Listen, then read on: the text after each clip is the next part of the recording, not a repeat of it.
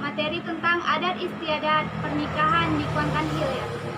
Saya di sini tidak sendiri, saya ditemani oleh Abang Muhammad Iqbal Fikri, Esos Kos MA. Bagaimana pendapat Abang tentang pernikahan yang ada di Kuantan Hilir? Ya. Berbicara tentang pernikahan itu hal yang sakral. Memang sebagai pemateri sebetulnya sebelum married ya. Iya. Tapi setidaknya saya memang sudah beberapa kali menulis tentang adat pernikahan perkawinan di Kuantan Hilir. Yang namanya adat itu kan adalah kebiasaan. Adat itu kan ada istilahnya dalam bahasa Belanda, adat trets, dikenalkan oleh Snohobranya. Kemudian adat ini adalah dalam bahasa Arab asal katanya ilmu adat, artinya ilmu tentang kebiasaan turun-temurun. Apa kebiasaan turun-temurun kita bahas itu tentang perkawinan. Jadi ada perkawinan ini adalah momen yang sakral. Kalau mengutip bahasa antropolog orang Belanda namanya Van Gener, itu dia bilang kehidupan itu berjalan 3 ritus upacara penting dalam kehidupan itu. Yang pertama ritus kelahiran, kedua ritus perkawinan, yang ketiga ritus kematian. Maka menurut pandangan saya, adat perkawinan di Basra ini adalah adat yang sakral dan sangat penting dalam proses kehidupan ini. Begitu. Kami sudah menyiapkan beberapa pertanyaan, jadi di sini saya ingin mengajukan pertanyaan yang lain. Bagaimana pelaksanaan adat perkawinan masyarakat di Kuantan Hilir menurut Abang? Pelaksanaan adat perkawinan di Basra ini dari tahun ke tahun itu tetap dilakukan. Ya, mesti wajib ya kan.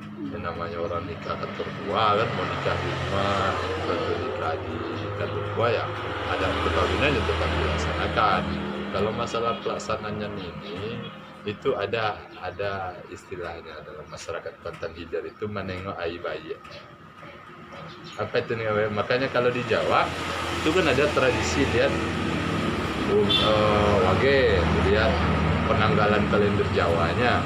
Kalau di kita sebetulnya ada di Kuantan Hilir ini. Apa lihatnya bulan bayi ayi bayi itu adalah menengok bulan Anyi.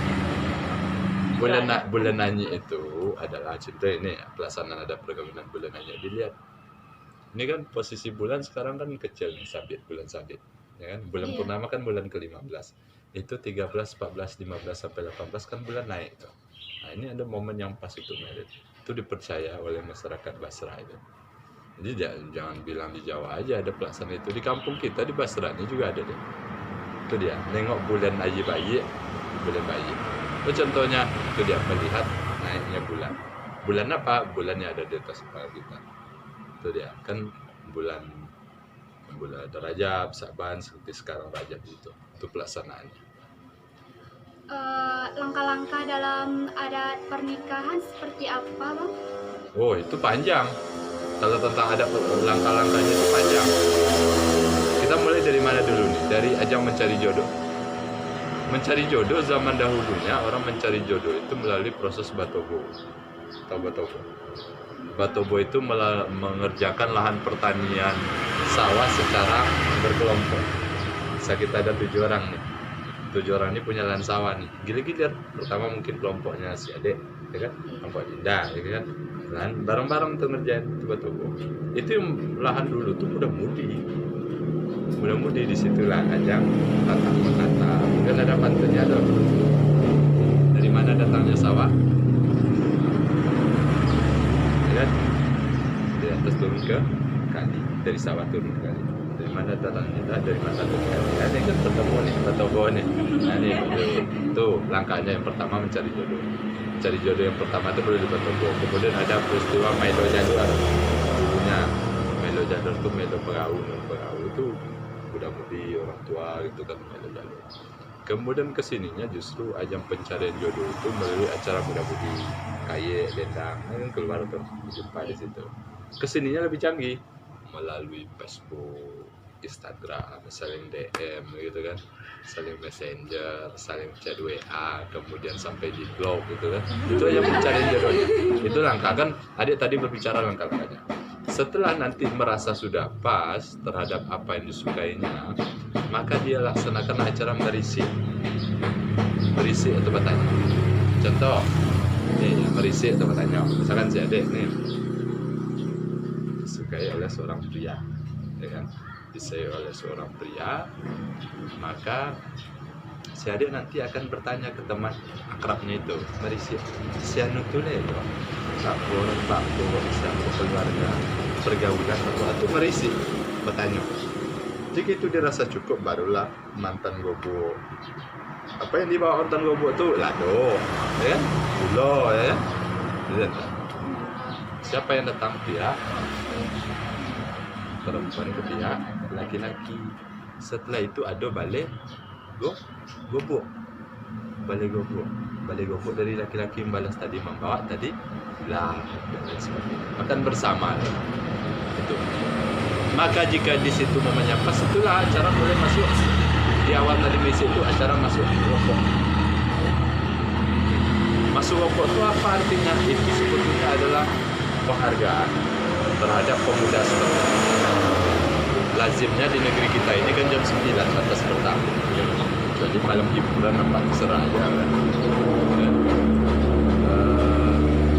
Masuk rokok itu adalah penghargaan. Jadi variatif masuk rokok itu sebutannya bukan nurung rokok. Nah itu basa-basi pergaulan. Contoh, kita kan ada kita matrilineal. Matrilineal berarti mengikuti garis keibuan. Berarti kalau ada merit, maka cowok tinggal di rumah deh. Nah, maka yang masuk rokok itu siapa orangnya? Adalah orang yang berasal di luar dari desa kita. Kita contoh desa yang 4, Kampung Medan, Pulau Madinah, Kepala Pulau, dan Kampung Tengah. Itu rata-rata masuk rokoknya itu di harga 200.000. Rokok sempurna Kampung Medan dan Kepala Pulau itu rokoknya 2 slop sempurna. Kalau Pulau Madinah dan Kampung Tengah karena masyarakat sedikit cukup 1 slop. Itu dia masuk rokok itu basa-basi. Jadi nanti setelah masuk rokok ini pemuda nanti ini ya mau serius sama si adik misalkan datang rumah pemuda nanti atau di Kampung Medan misalkan nanti ketua pemuda nanti atau sekretarisnya mengajak calon laki-laki tadi ngeliling kedai warung untuk memperkenalkan, nah ini calon orang Semundu awak, calon orang kita dikenalkan. Jadi kalau seandainya melihat sang putri gadis orang kampung dia ini berjalan dengan cowok lain, masakan pamol saya itu lagi dekat di penghargaan. Setelah itu barulah masuk pertunangan, tukar cincin yang akan disimpan oleh pihak perempuan itu sebagai tando, mantan tando untuk bubuk tadiuna, mantan tando ke cincin pamani dari manis. Setelah itu barulah ditentukan nikahnya mau di gua atau di rumah. Kemudian barulah ada adat, barulah ada barole itu ada istilah adatnya. Masuk ke Basra tuh basudu ka matuagi bagalanggang tuamanya. Basudu ka matuagi bagalanggang tuamanya artinya adalah i'lan. Jadi nikah tuh, walimah tuh, pesta bawole itu sebenarnya asal katanya walimah. Asal katanya adalah bahasa Arabnya iklan. Artinya adalah magi hope orang mau boleh jadi gajo dengan tulisan hati itu dia. Jadi dia mengantar prosesi perkawinan itu, disitulah posisi kita membesarkan keluarga bapak kita. Nanti yang mengiring kita itu keluarga bapak itu disebut dengan bako, ya kan? Nah, yang sibuk di rumah masak-masak keluarga ibu kita. Nah, yang mengantar kita ke sana ke sini nanti kalau pesta itu dia bako. Siapa itu bako? Keluarga apa? Dan setelah perkawinannya sudah mulai hilang seorang malamnya itu dinaikkan dengan belara, pakai baju selayan.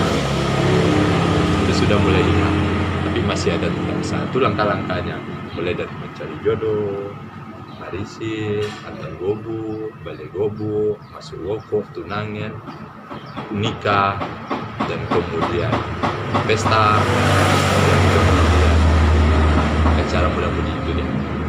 Nah, lantas dalam ini nih langkah-langkahnya ini apa ada bergeser? Ya ada bergeser.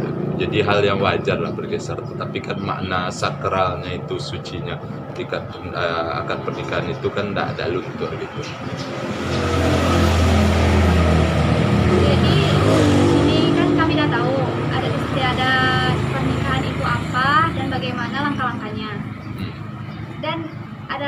juga pertanyaan lain, Bang. Apakah ada perubahan dalam adat istiadat pernikahan itu? Ada banyak perubahan. Contoh tadi kan orang mencari jodoh dulu melalui Batobo, udah kini orang mencari dari Facebook. Kenal dunia maya kan. Contoh dulu ada orang pesta dulu kan berolek itu kan di hari Ahad. Kan sekarang orang berolek di hari-hari biasa, hari-hari kerja. Tetapi ada pantangan juga. Hari Selasa ada orang berolek di Basra. Coba cek, Basra ada orang berolek di Selasa. Hari Gagah sebenarnya. Nah, itu perubahannya. Dulu makan tuh hanya cukup duduk bersila, ya kan? Sekarang makan tuh sudah bersenang. Jadi sebetulnya itu tingkatan masyarakat. Maka tingkatan masyarakat di Kuantan Hilir itu di Basra itu dalam jamuan makan beroleh itu nampak tingkatan posisinya dia dalam masyarakat. Ini makan dihidangkan di dalam nih. Yang duduk di pangkal itu kita tahu orang berposisi di masyarakat itu berpangkat dalam masyarakat dari posisi dulu. Itu dia. Jadi kalau dibicara perubahan ada perkawinan itu berubah tetap banyak.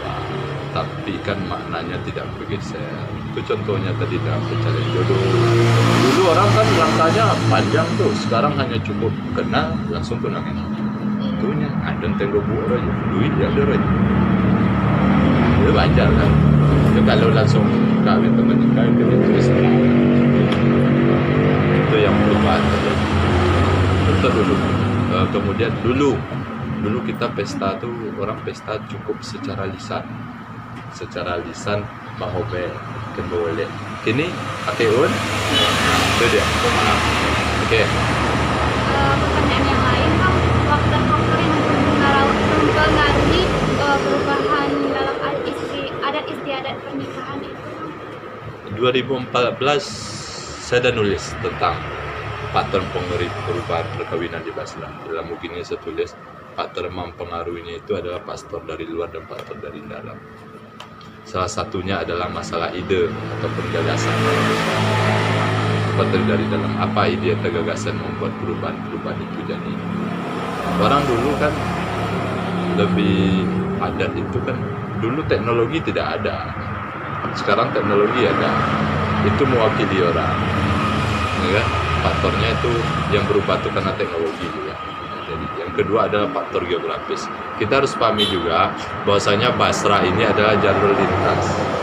Orang banyak dan mudik di sini itu mempengaruhi juga cara pandang. Ya kan? Itu berubah. Dulu orang misalkannya masalah ide atau gagasan yang mempengaruhi perubahan. Dulu orang beroleh orang libur anak sekolah. Kini abek berubah kesenangan. Oh, lupa nak undang uang kantor. Uang kantor masuk kerja. Itu dia masalah ide gagasan. Itu tentang adat perkawinan. Tetapi ringkasnya dari keseluruhan yang saya sampaikan adalah memang terjadi perubahan dalam adat perkawinan di Basra ini. Namun esensi dan maknanya tidak berubah. Itu adalah momen yang sakral. Jadi proses ini kan tahapannya. Memang banyak yang telah hilang atau luntur, bahkan tak penuh lagi orang. Tapi tidak jadi masalah. Ini artinya adat itu hidup menurut saya. Kalau adat itu mati, tidak akan dipakai. Adat itu hidup adalah ketika diberikan penafsiran terhadap cara-cara baru, maka itu dinamakannya adat itu. Jadi ringkasnya adat perkawinan di Kuantan Hilir, masyarakat Kuantan Hilir yang saya pahami menganggap adat perkawinan itu adalah hal yang momen yang suci, momen yang sakral, dan ini adalah bagian daripada hal-hal penting dalam kehidupan seseorang. Adapun langkah-langkahnya tersebut itu mengacu kepada perubahan-perubahan zaman sekarang, namun tidak merubah makna penting daripada adat perkawinan itu. Begitu. Jadi ringkas ini kalau bagolek wong basura artinya adalah bagalanggang kamatuagi pasudo kamatuagi bagalanggang uang banyak. Jadi ya pasudo kamatuagi bagalanggang uang banyak. Itu dan arti bagolek. Kalau ada terus satu ada istilahnya. Nih ada kalau masalah perkawinan ini ada nagadisnya. Ada kalau bahasanya itu sarkasme lah atau plesetannya kayak gini. Kita menemukan seorang anak gadis lagi masak. Setelah itu dihidangkan, makanlah keluarganya atau temannya makan. Kemudian bilang gini, lah asin masak kau mah. Paham artinya? Artinya apa? Disuruh untuk laki. Jadi sopan santun bahasa orang Basra itu. Gitu. Ya. Ya, itu pertanyaan yang kami sampaikan. Dan nggak jelas di sini pertanyaan-pertanyaan udah abang jawab. Kami Mudah-mudahan puas ya. amin puas.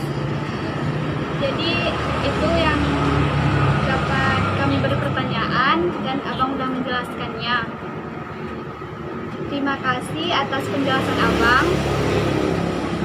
Dan saya akhiri. Assalamualaikum warahmatullahi wabarakatuh. Indah tersusun, tangan dihayun, kaki melangkah, mengikut rentah, cantik dan anggun, senyum menguntung, gadis Melayu, rancak bertahan.